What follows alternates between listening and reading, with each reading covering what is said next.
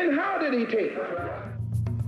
After his release from prison in 1952, Malcolm X became the national spokesperson for the Nation of Islam, increasing membership and spreading Elijah Muhammad's word. But the ideology of the Nation of Islam cast the white man as the devil, a view not shared by Orthodox Islam, or even Malcolm X. Wrestling with his private beliefs and public role, Malcolm X was seen as a threat to the organization. In 1964, he was expelled.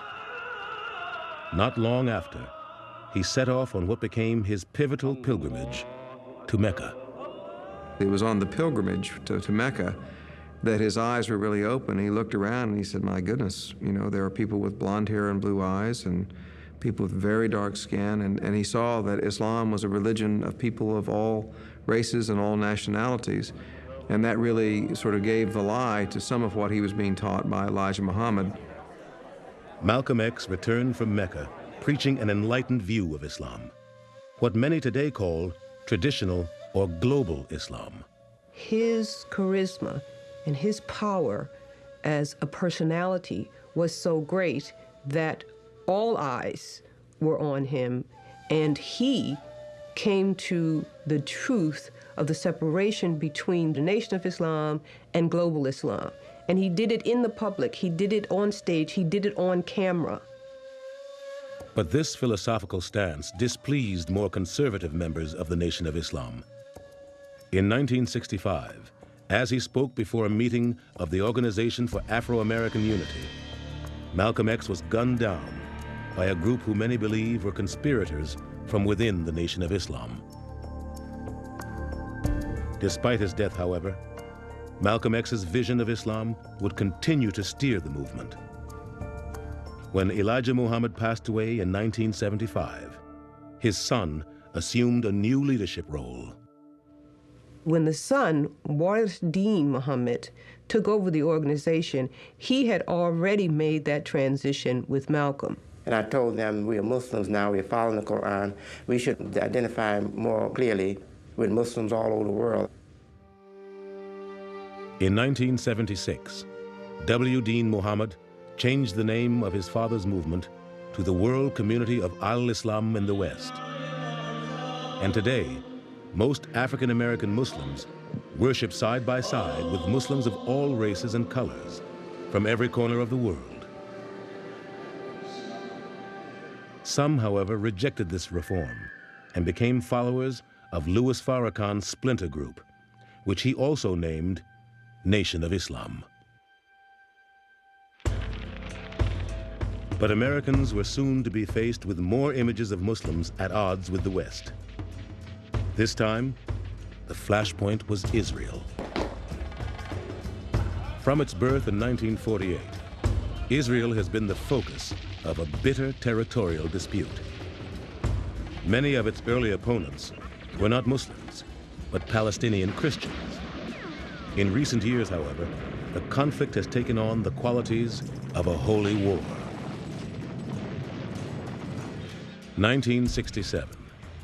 In the Six-Day War, Israel successfully crushed the military forces of the threatening Arab states. The victory would only escalate the tensions in the Middle East.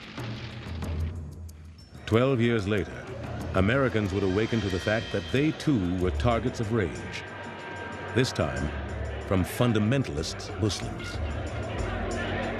In the wake of a popular rebellion against the US-backed Shah of Iran, the Ayatollah Ruhollah Khomeini, a highly respected Shia cleric, returned from exile in France to establish a new Islamic government.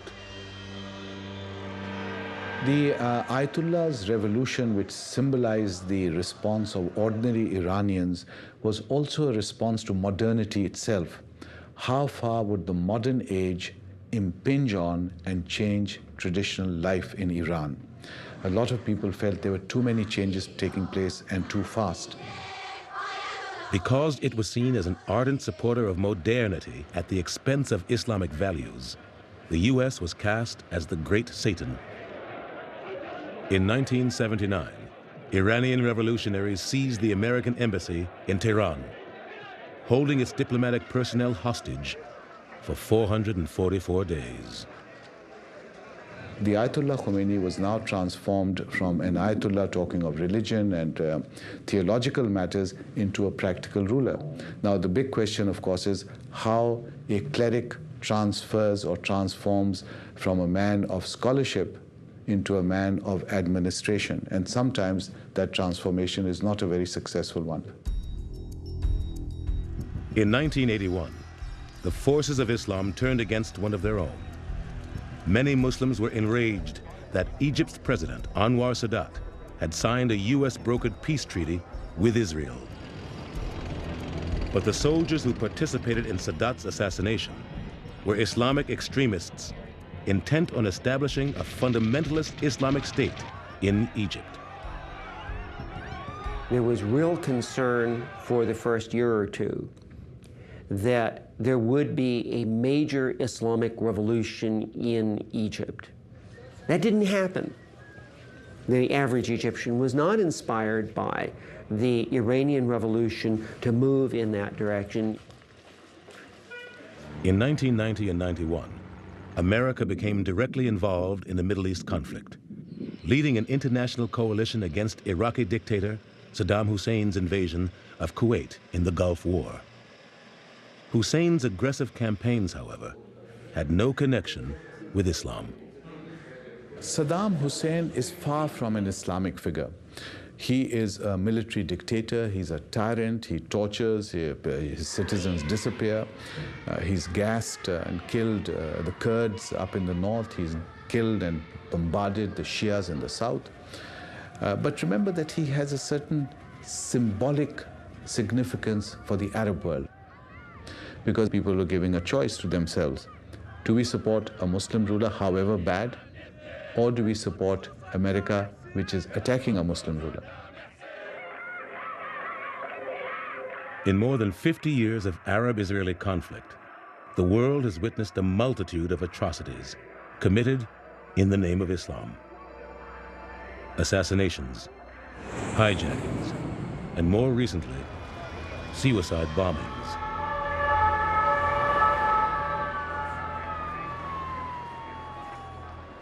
Now, of course, suicide in Islam is categorically forbidden to a Muslim. In theory, God gives life, only God can take life. Today, radical factions of Islam have honed in on the United States as a target of terrorism, culminating in the attacks of September 11, 2001. September 11th made Americans aware of the viciousness of the radical, violent fringe in Islam. But it also, paradoxically, made more Americans aware of the fact that there are Muslims who are their neighbors who care in the same way that they do. Muslims of the world are at a crossroads. How will they define their faith in the modern world?